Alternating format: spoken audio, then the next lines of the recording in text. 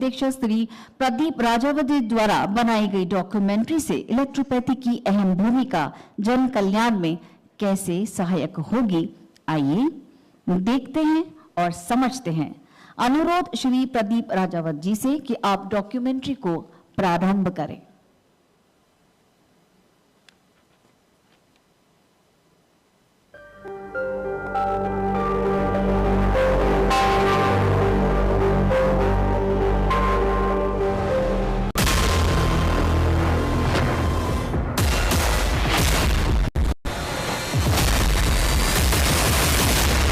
सत्य हमेशा मौन होता है, पर जब वो प्रकट होता है तब ज्ञान की नई कहानियां उजागर करता है। दुनिया भर में सदियों से मनुष्य ने प्रकृति में अपने रोगों का इलाज खोजा है। इलेक्ट्रोपैथी चिकित्सा पद्धति प्रकृति की ऐसी देन है जो पौधों की शक्ति से उपचार का मार्ग दिखाती रही है और अब ये एक नए युग में प्रवेश कर रही है। लेकिन सत्य का मार्ग अक्सर आसान नहीं होता। इलेक्ट्रोपैथी को पहचान दिलाने के लिए संघर्ष, शोध और धैर्य, इन सब की आवश्यकता पड़ी। इलेक्ट्रोपैथी ने भी पहचान के लिए वर्षों तक संघर्ष किया, कानूनी मान्यता के लिए, मानकों की स्थापना के लिए और एक संगठित संरचना के लिए। अनगिनत इलेक्ट्रोपैथी चिकित्सकों ने बिना संरक्षण के मानवता की सेवा की, विश्वास रखा और प्रतीक्षा की।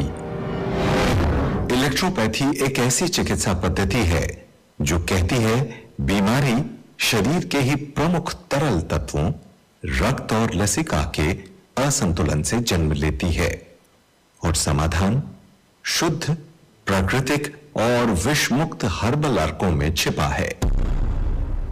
वर्ष 2018 में राजस्थान सरकार ने विधानसभा में एक प्रस्ताव पारित कर इलेक्ट्रोपैथी को कानूनी मान्यता प्रदान की।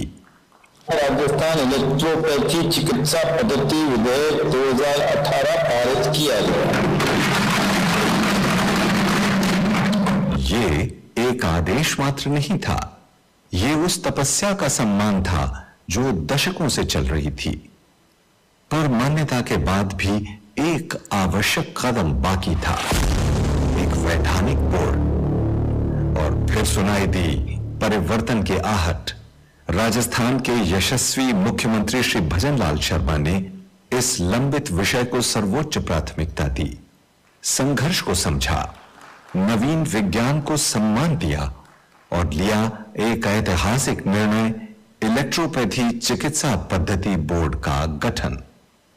10 जुलाई 2024 को प्रस्तुत बजट में इलेक्ट्रोपैथी विद्या के संबंध में आवश्यक परीक्षण कर कार्रवाई करने की घोषणा की गई थी। इसी क्रम में समुचित परीक्षण उपरांत हमने हमारी गत सरकार के कार्यकाल में लाए गए राजस्थान इलेक्ट्रोपैथी चिकित्सा पद्धति अधिनियम 2018 के अंतर्गत इलेक्ट्रोपैथी बोर्ड का गठन किया जाकर प्रथम चरण में के रूप में 5 करोड़ रुपए का प्रावधान करना प्रस्तावित है। जब किसी चिकित्सा पद्धति को संस्थागत संरचना मिलती है तो उसे दिशा मिलती है और जब दिशा मिलती है तो भविष्य आकार लेता है। 1 मई 2025 से ये बोर्ड अस्तित्व में आया, इलेक्ट्रोपैथी को नई दिशा, नया आधार और एक नई पहचान देने के लिए। बोर्ड के गठन के साथ ही कार्यकारिणी का भी गठन किया गया। इसमें आयुष विभाग के प्रमुख शासन सचिव को बोर्ड का अध्यक्ष, आयुर्वेद निदेशालय के निदेशक को बोर्ड का रजिस्ट्रार और सचिव तथा कार्यकारी अधिकारी बनाया गया। श्री हेमंत सेठिया, श्री गोविंद लाल सैनी, श्री कुलदीप वर्मा, श्री हरि सिंह बूंगरा और श्री श्याम सुंदर पाटोदिया को इस बोर्ड के सदस्य के रूप में मनोनीत किया गया। ये केवल एक बोर्ड का गठन नहीं, ये तो वर्षों के संघर्ष की एक सुखद परिणति है।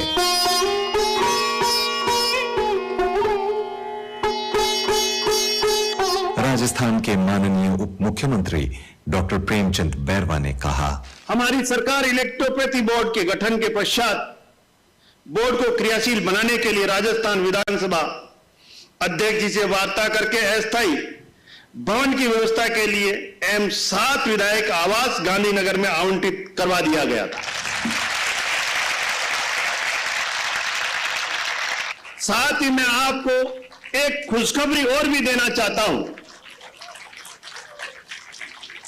स्थायी भवन के लिए बजाज नगर में गांधी ग्रामोद्योग बोर्ड के पास 1500 वर्ग मीटर भूमि जिला कलेक्टर द्वारा आवंटित कर दी गई है, जिसका आवंटन पत्र भाई साहब को मैंने भेज दिया। इसके लिए भी आपको बहुत बहुत बधाई। आयुष विभाग के प्रमुख शासन सचिव सुबीर कुमार ने भरोसा दिलाया कि इलेक्ट्रोपैथी को राज्य में पूरी तरह स्थापित करने का प्रयत्न करेंगे। इसके लिए प्रशासनिक गति को बढ़ाते हुए लक्ष्य केंद्रित कार्य किया जाएगा। काउंसिल के जो जिसमें रजिस्ट्रेशन होगा हमारे चिकित्सक गण का, उसके बारे में कुछ नियम बनने हैं।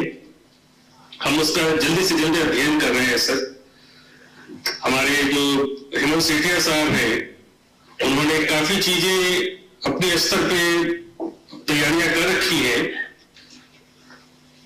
लेकिन सर इसमें हम जो भी हमें हड़ताएं या निर्देश है, मानक है, नियम बनाने हैं, उसको हम समयबद्ध तरीके से आपके सामने प्रस्तुत कर देंगे। और मेरा लक्ष्य है कृषिमान के मार्गदर्शन में हम इसको पूर्णतः एक बिल्कुल प्रभावी चिकित्सा पद्धति के रूप में हम इसको विकसित कर देंगे सर। राजस्थान विश्वविद्यालय के कुलगुरु प्रोफेसर अल्पना कटेजा ने कहा, अगर इलेक्ट्रोपैथी के लिए किसी शिक्षण संस्थान में कोई अनुसंधान केंद्र बनाना चाहता है तो राजस्थान विश्वविद्यालय में उसको स्थापित करें। हमारे पास में स्पेस है, आप थोड़ा सा इंफ्रास्ट्रक्चर और कुछ जो टेक्निकल नो हाउ की जरूरत होगी तो वो आप देंगे तो हम अपना बेस्ट इसमें परफॉर्म कर पाएंगे। आयुर्वेद निदेशक और बोर्ड के रजिस्ट्रार डॉक्टर आनंद कुमार शर्मा का कहना था, भरोसा दिलाता हूं कि हम इस पद्धति के उन्नयन के लिए जो एक्ट की भावना है उसके मुताबिक, चाहे चिकित्सा के शिक्षण संस्थान के संबंध में हो, चाहे इनकी प्रैक्टिस के संबंध में हो, चाहे दवाइयों के निर्माण के क्षेत्र में हो, उस तरह के वैज्ञानिक मानक बनाएंगे, स्थापित करेंगे और आवश्यकता पड़ी तो दूसरे स्टेट और उच्च कमेटियों को प्रस्तुत करेंगे ताकि इस पद्धति का आगे से आगे विस्तार हो। इलेक्ट्रोपैथी बोर्ड के सदस्य हेमंत सेठिया ने इसके लंबे संघर्ष पर प्रकाश डालते हुए सभी का आभार व्यक्त करते हुए कहा, आज इलेक्ट्रोपैथी का जब हम ये बोर्ड गठन के साथ इसकी मान्यता का विषय का आनंद बना रहे हैं, मेरे हृदय के अंदर एक तरफ वो विचार चल रहे हैं, कितने लोग, कितने कष्ट, कितने अपमान, जब उत्तर प्रदेश के अंदर, हमारे अनेक अन्य राज्यों के अंदर चिकित्सकों ने अपने हाथों को काटा, खून निकाला, खून निकालकर हजारों पत्र लिखे उन मुख्यमंत्रियों को, वहां के लोगों को, ये पद्धति है, ये पद्धति चल रही है, प्रैक्टिस में है, इसको मान्यता दी जाए। कभी कभी मैं कहता हूं ऐसे संघर्षों को, जैसे आजादी के कालखंड का जो संघर्ष है वो हमको याद रखना चाहिए, लेकिन जब उसको सुनाते हैं तो मन द्रवित हो जाता है। जब मैं सोचता हूं कि राजस्थान सरकार का अभिवादन किन शब्दों में किया जाए, तो जब मैं कह रहा हूं शब्द नहीं मिलते हैं तो मैं संघर्ष यात्रा को याद करता हूं। उन सारे संघर्ष यात्रा को पार करते हुए राजस्थान को पहला अग्रणी राज्य बना दिया, जहां पर एक सम्मानजनक स्थान इस पद्धति को मिल गया। मैं हृदय से आभार करता हूं हमारे राजस्थान के लोकप्रिय मुख्यमंत्री आदरणीय भजनलाल जी का, आदरणीय प्रेमचंद जी बैरवा साहब का, रिया कुमारी जी का, और इतना ही नहीं तो 100 से अधिक उन एमएलएस का, उन विधायकों का, कितने लोगों ने यात्रा की, इस यात्रा में सहायक बने, उन सबका मैं स्मरण करके संपूर्ण राजस्थान के नहीं देश भर के इलेक्ट्रोपैथी चिकित्सकों की तरफ से उन सबका अभिनंदन, आभार व्यक्त करता हूं। विजन 2026 और आगे।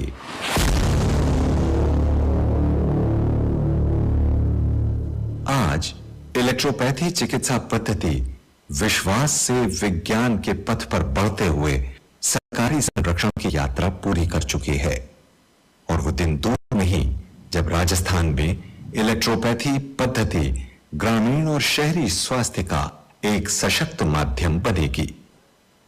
बोर्ड के द्वारा इस पद्धति के विकास के लिए विभिन्न समितियों का गठन किया गया है, जैसे रूल्स और रेगुलेशंस, पंजीकरण, शिक्षण प्रशिक्षण, रिसर्च, दवा निर्माण और फार्माकोपिया समिति। अब सरकारी निर्देशन में इलेक्ट्रोपैथी शिक्षा, वैज्ञानिक अनुसंधान और सुलभ उपचार सब एक साथ चलेंगे। अब धीरे धीरे ये चिकित्सा पद्धति उपचार की मुख्य धारा में शामिल होने की ओर अग्रसर हुई है।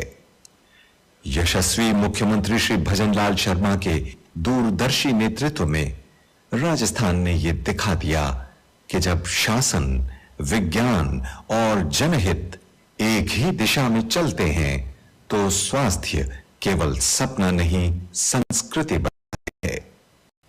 प्रकृति का उपहार, विज्ञान की पुष्टि और राजस्थान की नई पहचान, इलेक्ट्रोपैथी चिकित्सा पद्धति।